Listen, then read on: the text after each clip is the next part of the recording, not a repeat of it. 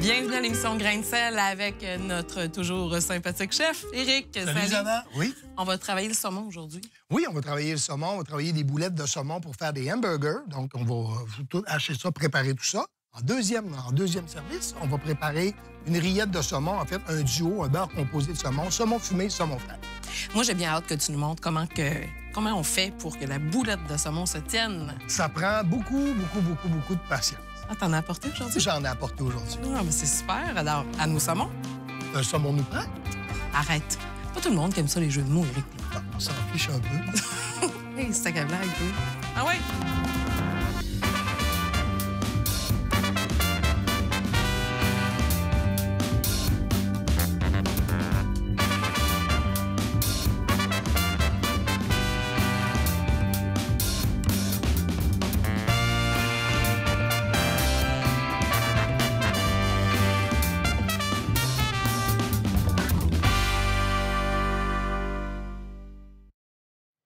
Ben non, Éric, on s'en fiche pas. Non, on s'en fiche pas. On s'en fiche pas parce que des burgers, on aime ça. Puis moi, j'ai toujours adoré le saumon. Burger de saumon, là, moi, je sais pas comment tu fais pour que la boulette se tienne. Parce que c'est ça l'idée. On veut que la boulette se tienne. Tu vas tout nous dire ça. Bien, ça prend A, de la patience, puis B, de la chapelure. Veux-tu que je fournisse la patience? Oui. T'as apporté la chapelure? Oui, j'ai apporté la chapelure. Dans le cas présent, on va le faire avec du saumon atlantique. Okay. J'aurais pu le faire avec saumon et crevettes. J'aurais pu le faire juste avec des crevettes. Le mélange reste à peu près semblable. La seule affaire qu'il faut comprendre, c'est que quand on fait des boulettes d'hamburger, quand on va les faire cuire, ils vont rapetisser. Tandis que quand on fait des boulettes avec du saumon, des crevettes, tout ça, en mettant de la chapelure, bien, et si vous la faites grosse de même en pensant qu'elle va rétrécir comme celle-là de bœuf, bien, ce ne sera pas le cas. Donc, si vous la faites grosse de même, elle va probablement rester grosse de même. Fait que, OK. À cause de la chapelure? À cause de la chapelure, oui. Puis j'aurais pu mettre du gruyot aussi. Oui. Moi, chez nous, quand je fais des hamburgers, soit du bœuf ou encore avec un mélange de bœuf porc ou de l'agneau, je mets toujours soit de la chapelure, mais très souvent, ça va être du gruyot que je vais mettre dedans.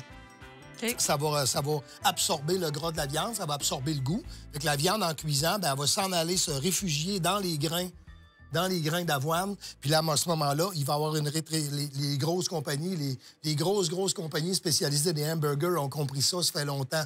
Parce qu'ils rajoutent, on voit toujours la notion céréales dans leurs ingrédients. Mais c'est ce qui font que ça absorbe le gras. Donc, on a besoin de moins de viande pour donner une quantité qui va être suffisante. Mais d'ailleurs, sur la liste des ingrédients, toujours regarder lesquels ingrédients viennent en premier. Si c'est écrit céréales en premier, puis que c'est écrit saumon ou viande après, bien, ça se pourrait que... Ça risque d'être doux. C'est comme un petit bol de céréales là, dans ton burger. C'est en plein ça. Ouais. Alors, je prends mon saumon ici, dans lequel je vais mettre des oignons. Tu as fait une genre de coupe qui ressemble un peu à celle du tartare, je dirais peut-être un peu plus gros. Un peu plus gros, en macédoine, en fait.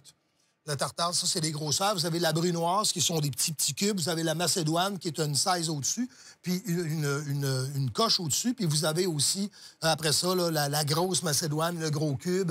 Mais ça, dans le cas présent, je l'ai fait un tout petit peu plus gros que celui-là du tartare, effectivement. Merveilleux. Là, vous y allez au goût. Moi, j'ai mis de la nette. Je le sais que c'est pas tout le monde qui est unanime sur la nette. C'est pas tout le monde qui aime ça. Donc, on a mis une bonne quantité d'aneth. Donc, si vous n'aimez pas l'aneth... C'est ça. Moi, j'aime bien ça. Après ça, j'ai mis un œuf. Okay. L'œuf, il va détendre l'atmosphère un peu. Ça va faire en sorte que ça va être un tout petit peu moins dense. Donc, si c'est tendu, vous mettez 2 œufs. C'est ça. Si vous faites ça avec votre blonde, ça va pas bien. Vous rajoutez 2 œufs. Rajoutez un œuf. Puis... Ça va vraiment pas bien. On va faire une omelette. Finalement, c'est une omelette au saumon. Ça allait pas bien aujourd'hui. Oui, c'est ça. J'ai mis un peu de crème sûre. Crème sûre va aller chercher un petit goût, une petite acidité. OK. Qui va bien se marier avec le poisson puis l'aneth, justement. Ça va très bien se marier. Et après ça, je vais mettre poivre et sel. Veux-tu que je commence à couper des trucs, Éric? Ça, oui. En fait, ce qu'on va faire, c'est une petite garniture à hamburger, c'est-à-dire ce qu'on fait toujours, là, nos petits oignons, les petits oignons, la petite salade. Là, ça donne à peu près ça ici. Donc là, tout votre mélange est fait. La chapelure, vous allez rajouter de la chapelure dedans, là. Dès que vous allez mettre votre chapelure, vous allez dire, mon Dieu, ça épaissit pas, vous allez en rajouter. Mon Dieu, ça épaissit pas, vous allez vous en... Là, il faut pas trop en mettre parce que ça va devenir dur. Parce que là, actuellement, on voit le mélange, il est très liquide. Ça fait pas des boulettes. C'est vraiment à la cuisson que oui, ça va... à la cuisson. Puis étant donné que c'est du poisson, là, ça va rester en liquide de même, là.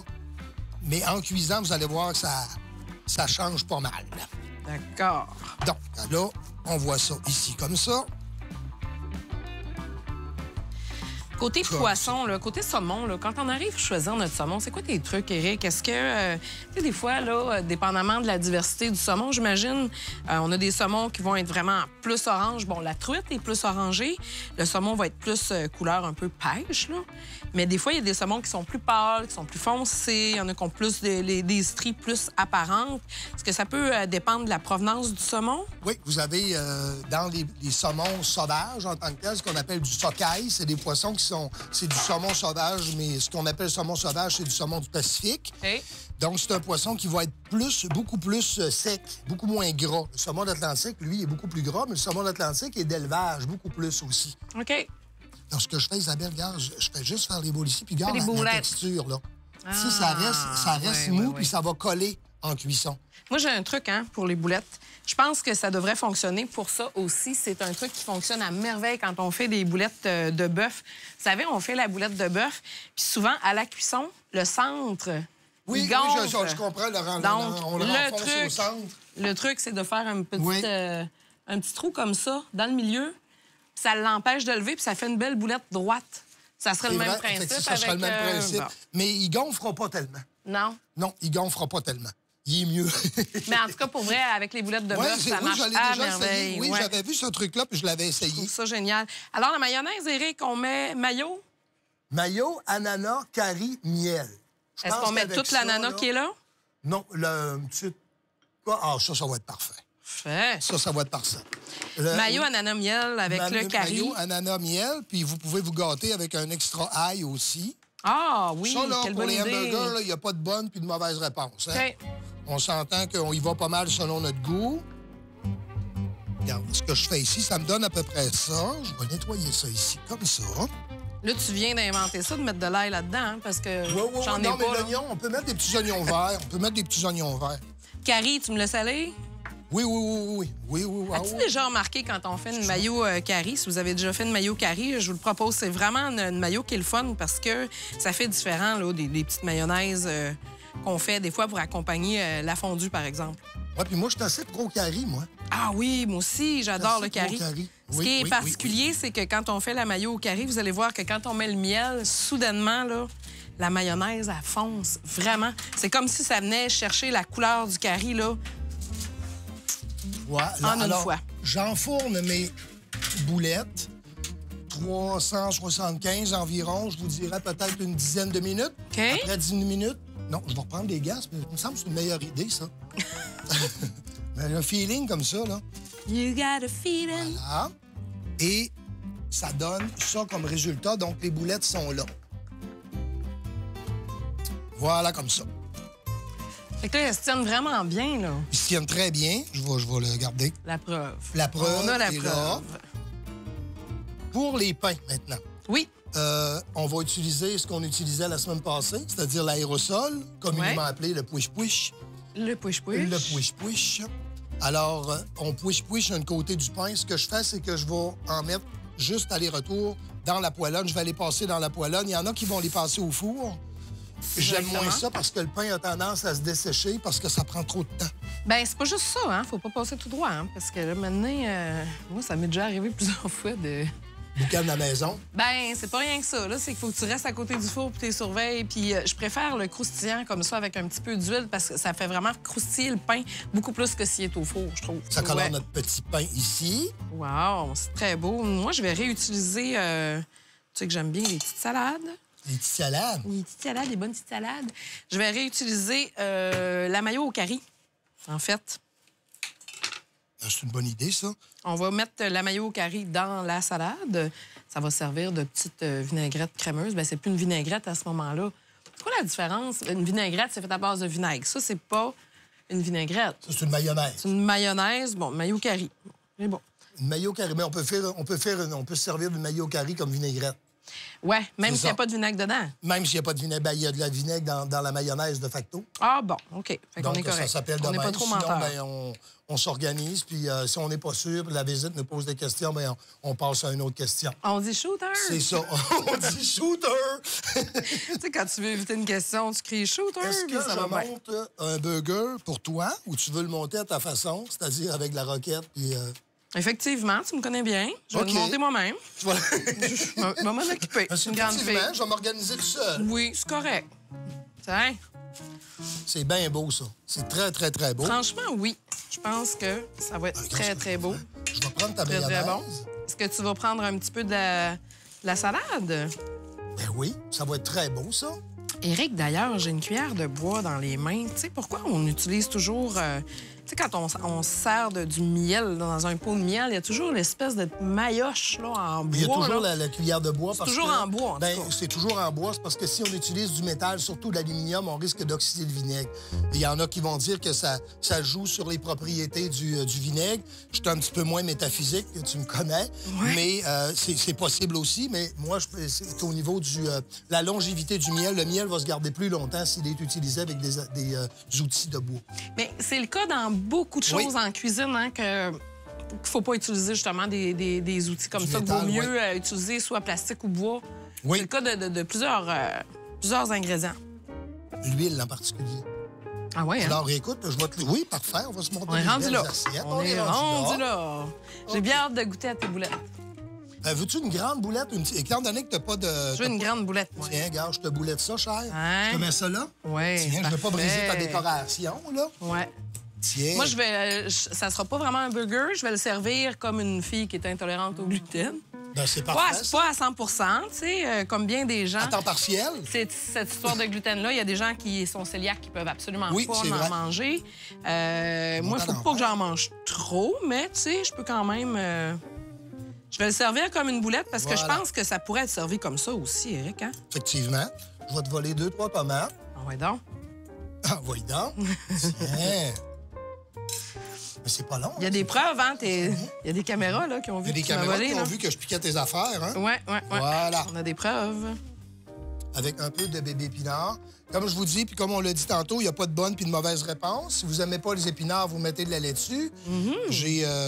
J'ai un garçon à la maison que ça serait probablement juste une boulette de saumon, puis il faudrait que j'insiste. Je vais quand même te prendre un pain. Je vais le mettre on the side d'un coup très que... Ah, ben c'est super beau, ça. Tu sais? Ah, ben il est pas cuit, ouais. Ah, c'est moins beau, ça, effectivement. Ouais. Veux-tu le mien? Ben je vais prendre le tien. Tu m'as volé des affaires, c'est à mon tour. Tiens, Allez. regarde, je te le donne. Ceci est un hold-up de pain. Tiens, parfait. Ah, ben là, c'est vraiment cute, là. Ben, écoute. Mais là, c'est sûr que ton assiette va être plus belle, mais c'est grâce à mon pain. Ben oui, mais moi, c'est un burger déconstruit. Oui, c'est... Oui, mais c'est tout Alors, grâce un à petit toi, tout burger ça, là. déconstruit, Hein, là. c'est tout grâce à toi, tout ça, là. Puis là, ça, tu l'as mis dans le mélange? Je l'ai mis ici. C'est mon petit garniture. Je vais t'en prendre, s'il te plaît. On va mettre un petit peu de verre. Autre affaire. OK. C'est très beau. C'est très, très beau déconstruit comme ça. C'est très beau. Ben après, ben tu sais, c'est comme un burger à assembler, là, hein? On fait ce qu'on veut, mais... C'est magnifique. Ça sent le bonheur. Vraiment. Hein? Éric, on va aller écouter la capsule Grain de Chef. Et pendant ce temps-là, nous, on fait du ménage. On revient.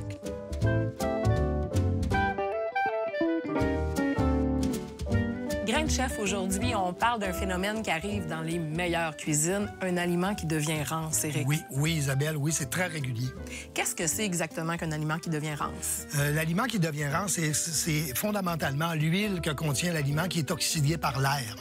Et puis, est-ce que ça a rapport avec la date d'expiration? Est-ce que c'est parce que, mettons, on a une vieille farine, puis c'est pour ça qu'elle est devenue rance? Ça pourrait être ça, mais ça peut très bien arriver, et même ça arrive régulièrement que c'est des aliments qu'on achète, que la date n'est pas périmée du tout, mais que l'aliment est rance. Et quels sont les aliments qui ont le plus tendance à rancir? Les produits farineux, les céréales et surtout les noix. Les noix, c'est assez commun. Oui. Et comment on fait pour reconnaître? Je sais qu'il y a toujours une odeur, mais si on veut être sûr qu'un produit est vraiment rance, on fait comment? Ça a une odeur très particulière parce que ça sent la peinture à l'huile. C'est carrément ce que ça sent. Ça sent l'huile oxydée sans ça, la peinture à l'huile. Mais quand vous regardez le produit, il est impeccable, c'est très beau. C'est à l'odeur que vous allez le voir. Donc, si je comprends bien, c'est vraiment à cause de la conservation là, que ça se produit. C'est la conservation qui est problématique, oui. Donc, et est-ce que c'est toxique de manger un aliment qui serait rance? C'est pas toxique, c'est juste pas bon. Puis deuxièmement, ça a tendance ça va contaminer le reste de votre recette au complet. Donc, un aliment rance, là, on est obligé de le jeter. Il n'y a rien d'autre à faire avec ça. Il n'y a rien d'autre à faire avec ça. Donc, bien conserver nos aliments pour éviter qu'ils rancissent. Tout à fait. Au congélateur, pour les noix, c'est le meilleur résultat, là, au congélateur, les noix. Bon, maintenant, nous voilà bien renseignés pour plus que ça arrive dans nos cuisines. Merci, Éric. Ça fait plaisir, Isabelle. Éric, tu vas nous montrer comment faire de la rillette. Oui, la rillette de saumon, en fait, c'est le principe est simple. Quand on parle d'une rillette de viande, souvent, on va prendre, mettons, le canard, on va prendre son gras, on va mélanger ça ensemble pour donner une espèce de pommade qui devient un peu, là, la rillette, c'est un peu une espèce de croton, mais moins raffiné, je vous dirais, en ce sens que le croton, c'est fait avec de la viande hachée. La rillette, on va trouver les morceaux entiers. Donc, on fait à peu près le même principe avec notre saumon, mais au lieu de le coller avec un gras quelconque, ben, avec un gras naturel qui va avec le poisson, ben, on va le coller avec du beurre. Okay. Donc, en fait, on appelle ça une rillette, mais ça pourrait être simplement un beurre au saumon ou un beurre de... Oui, c'est ça, un beurre au saumon. Ça pourrait être ça parce que c'est connecté directement avec le beurre. J'aurais pu le faire avec des crevettes, j'aurais pu le faire avec du homard aussi. C'est tellement bon, du homard. Oui, là. Homard, crabe. Homard, crabe, tout ça. Donc, généralement, on va faire cuire le morceau, on va le hacher, on va l'incorporer à du beurre. Okay. Dans le cas présent, ben, je vais mettre un peu de saumon fumé dedans pour y donner là, la texture que ça prend. Bien, le goût aussi. Le goût, exactement. Puis on le fait on va faire quelques temps d'avance. Fait que là, Isabelle, si tu veux, on va défaire le saumon. Oui, parfait. Le saumon, je l'ai blanchi. Je l'ai blanchi au four. Si vous le faites blanchir au four, il s'agit juste de ne pas y donner une cuisson trop brusque pour éviter de faire une croûte avec. Donc, c'est normal qu'il soit un peu croûté. Mais si vous le faites, par exemple, saisir au four, vous allez avoir de la difficulté à le défaire. Vous n'êtes pas obligé de le défaire complètement, parce que c'est le fun de pogner des morceaux à travers tout ça. OK. Est-ce qu'on enlève ça ou... J'en ai enlevé la majorité J'ai enlevé la majorité. Si vous laissez le gris au complet, A, ça fait toujours moins sexy. B, deuxièmement, ça a une espèce d'amertume. Fait que vous l'enlevez, ça s'enlève très bien. J'aurais très, très, très bien pu pocher mon saumon au vin blanc. Donc, prendre mon morceau de saumon puis le pocher dans du vin blanc. Après ça, ça aurait donné encore un goût plus agréable. Il n'y a pas de bonne puis de mauvaise réponse parce que ça y va avec ce que vous aimez puis ce que vous aimez moins. Okay. Donc, dans le cas, là, je sais qu'il y a des zestes de citron, il y a de l'aneth, il y a des oignons verts. J'aurais pu y aller aussi avec des épices, là, un peu plus, que ce soit, encore une fois, du curry, parce qu'on en parle souvent, mais le curry, c'est quand même un épice qui est un peu passe-partout. Si vous travaillez avec du saumon du Pacifique, ce qu'on appelle le sockeye, c'est un saumon qui est beaucoup plus rouge que vous allez voir à l'épicerie. Ouais. À l'épicerie, on en voit trois. On voit le sockeye, on voit le saumon d'Atlantique, puis on voit une espèce on appelle ça la truite de mer, là. C'est un mélange, une espèce d'hybride entre les deux. C'est un peu plus gros qu'une truite, ça a un goût un peu moins vaseux que la truite. Donc, ça fait partie des familles des saumons aussi. Donc, à ce moment-là, vous y allez parcimonieusement parce que plus le saumon est rouge, moins il est gras. Alors, si vous travaillez avec le sockeye, il est particulièrement rouge, là, mais si vous mettez des épices dedans, la réaction va être beaucoup plus intense. Puis, étant donné qu'il n'est pas gras, il va avoir tendance à se défaire. Donc, si vous faites votre rillette avec du saumon sauvage, vous allez mettre plus de beurre parce que, comme je vous dis, puis comme ça fait 4 fois là, que je le dis, il est moins gras. Alors, il est moins gras? Il est un peu moins gras. Ce que je vais faire, je vais te mettre un peu de saumon fumé là-dedans, haché, évidemment. Sur un truc, quand vous avez votre saumon fumé, vous prenez les morceaux les plus laids, puis vous les hachez. Oui, parce que là, on va les couper. On va les couper, exactement.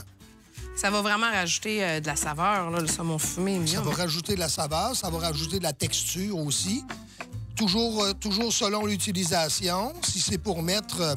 si c'est pour étendre sur des bagels en particulier, à ce moment-là, mettez vos morceaux un petit peu plus petits. Puis si c'est parce qu'il y a une autre fonction à ça, mettons que vous faites un gros morceau de flétan rôti chez vous. Là. Ouais. Au lieu de mettre une sauce, vous allez mettre une tranche de ça dessus. Que ça va fondre ça va fondre dessus. Oh! Avec quelques petites capres. Est-ce qu'on pourrait faire la même affaire, par exemple, avec une crêpe aux fruits de mer? On pourrait faire la même affaire avec une crêpe aux fruits de mer. Wow. Ça goûterait sincèrement Le ciel. Le ciel. Quand on a des restants de poissons, on les gèle. Quand on en a plusieurs, on peut se faire une rillette de plusieurs poissons à la fois. Mais comme je vous dis, avec des capres, j'aurais pu mettre des capres directement dedans aussi. Oui. Selon la quantité de beurre que vous allez mettre dedans, ça va définir le temps que vous allez le sortir de votre frigo avant de le servir. Parce que si vous n'avez pas beaucoup de poissons puis vous mettez une demi-livre de beurre là-dedans... Oui, c'est ça. Bien là, on a à peu près, 2 tasses de poisson pour une tasse de beurre. Oui. Ça fait du sens? Oui, ça fait du sens. On va le savoir un peu, là, à la... Moi, je pense que oui, là. On veut pas que ça goûte juste le beurre non plus, là. Ben, c'est pas mauvais. C'est pas mauvais. Non, mais il faut quand même que, tu sais, qu'on puisse goûter les autres ingrédients. Là. Ouais. Est-ce qu'on met un petit peu d'oignons verts? Oui, on met des oignons verts, on va mettre du poivre, du sel. Si vous avez du beurre salé, on y va un petit peu plus parcimonieusement sur le... Ah oui, regarde, ça fait une belle boîte. Une belle boîte, comme on dit en cuisine. Alors, on mélange tout ça comme il faut. Ah ouais, là, ça se mélange bien, là, comme vous voyez, la couleur commence... Faut que le beurre soit vraiment bien mou, ça? Oui, ça prend du beurre tempéré, oui. Ça prend du beurre tempéré, vous le sortez la veille. Est-ce qu'on aurait pu mettre autre chose comme matière grasse? Bien, on aurait pu mettre autre chose, oui, mais il faut y aller en fonction que ça tienne. Ouais. Sauf que j'aurais pu mettre un peu plus de... J'aurais pu mettre un peu moins de beurre puis de la crème sûre. Ah, OK. La crème sûre, ça, merci. Oups. La crème sûre... En veux-tu plus, Oui, c'est parfait comme ça. Plus? Non, c'est Non, correct. C'est OK. bien beau comme ça. Oui, mais non. Oui, mais non. Oui, non. Oui, mais non. Fait que oui, j'aurais pu y aller avec de la crème sûre dedans. Ça aurait été moins dense. OK. Voilà. Ça aurait un peu liquéfié l'affaire. Un petit peu de zeste de citron. Allez, zester, ma chère, zester. Ça, on n'a pas besoin d'en mettre beaucoup, hein, parce que le zeste, c'est puissant. C'est très puissant, ça goûte énormément. Fait qu'on va le couper très, très fin pour l'amalgamer là-dedans. Qu'est-ce que t'en penses? Je pense que ça a bien du bon sens. Toi, le chef, hein? Oui, mais moi, je te laisse aller. Je sais que t'as mauvais caractère. Vous ne pas m'estimer. Ne pas écouter ce qu'il dit. Même pas vrai. Hey! Alors, voilà. Comme ça. Alors, on mélange. À partir du moment où c'est mélangé, on va saler... Veux-tu saler poivré, histoire... Oui, absolument. Histoire que je... Que tu barres pas tout. Que je zèze, oui, que je zèze. Donc, ça, c'est le poivre. On va mettre un peu de poivre. C'est bien parfait. Ça sent l'amour. Un peu de sel, voilà. Et on brasse une dernière fois, puis après ça, on est prêt à mouler. Ça se tient bien, puis là, on va mettre ça au frigo. Puis bien entendu, bien là, le beurre va redurcir un peu. Est-ce qu'on le sort un peu quand on attend de la visite ou bien qu'on est seul avec soi-même? Ça dépend de la grosseur du contenant que vous avez. Si vous le mettez dans un gros contenant comme ça, il faut le sortir peut-être une grosseur d'avance. OK. Si dans le cas présent, moi, je vais faire comme des petits... comme des petits moules avec. Là. Fait qu'à ce moment-là, un petit 10 minutes, ça va être parfait. OK. Mais mettons, là, on le sort un petit peu quand même, là, parce qu'on veut que notre beurre reste un peu mou. C'est ça, exactement. C'est une belle couleur. Vraiment. Puis si vous le mettez sur votre homard, bien là, vous le servez froid. Il faut qu'il soit assez froid, là, parce que, mettons, vous faites un poisson ou un queue d'homard, puis vous mettez ça en garniture, bien là, s'il est trop chaud, il va fondre immédiatement. Si vous voulez que le spectacle, la magie s'opère, magie... Bien, dans le fond, on veut s'en servir comme beurre à ce moment-là. Vraiment comme un beurre, comme n'importe quel beurre aux herbes ou de quoi qu'on déposerait sur une pièce de viande ou quelque chose. C'est en plein, ça. Ça? Fait que ce que je vais faire, je vais couper mon plastique ici. Comme ça, je vais en avoir juste un. Alors, ça marche que c'est beau. Ben oui. Oh, ben là. Magnifique même, je dirais. Mais je pensais pas que le beurre était presque le premier ingrédient de cette recette. C'est pour ça qu'il y a beaucoup de chefs qui sont sveltes. Moi, j'ai des beaux petits craquelins. On pourrait bien sûr servir ça avec des biscuits. Là. Oui. Des biscuits, mais aussi du pain. Alors, Éric, on va donner un petit coup de propre et puis, après ça, on va goûter. Ça va être... Si t'en penses, oui, ça va être bon. Oui. Ça va être très bon.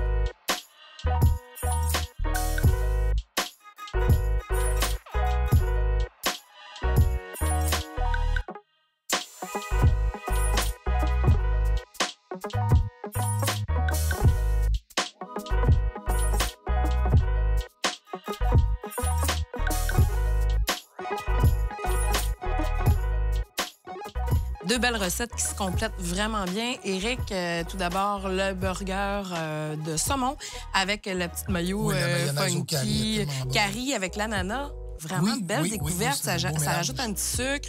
Et puis, la rillette de saumon, franchement, elle a une belle couleur. Ça sent bon. S'il nous reste de la boulette de saumon, est-ce qu'on peut garder ça un peu? Bien, ça se garde ou ça se congèle très bien. Oui? Ça se congèle très bien. Ça peut se garder. On peut faire ça du riz. On va mettre ça encore une fois dans du riz. On pourrait la défaire pour... On pourrait la défaire pour la mélanger avec du riz. On pourrait faire ça avec des pâtes alimentaires aussi. Okay. On rajoute des crevettes, puis on rajoute du saumon, puis on rajoute du homard, puis on rajoute des morceaux de ça dedans. Un peu de crème. Un peu de crème, un petit doigt de crème. Puis après ça, bien, on pourrait faire des rouleaux de printemps avec. Ah oui? Ou encore même des omelettes, je pense à ça. Des omelettes, des crêpes. Journée que ça va pas bien avec ta blonde, ajoute un œuf, 2 œufs, 3 œufs. 4 œufs, finalement. Chérie, as-tu une douzaine d'œufs quelque part?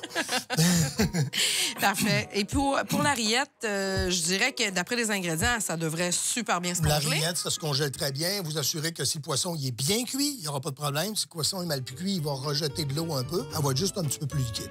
OK. Puis au frigo, ça peut se garder pendant combien de temps? Au frigo, facilement une dizaine de jours. OK, parfait. Donc, genre de service comme ça, de rillettes qui s'emmènent vraiment bien dans un souper. Tu sais, des fois, à un moment donné, on ne sait pas quoi apporter. Ça, c'est parfait. Fait qu'on goûte. Ah oui, on fait ça. On goûte, puis on invite l'équipe également à venir se bourrer à la face à qui. On se dépêche. Oui. Je veux être la première à goûter la boulette. C'est incroyable, par exemple, hein, que ça se tienne.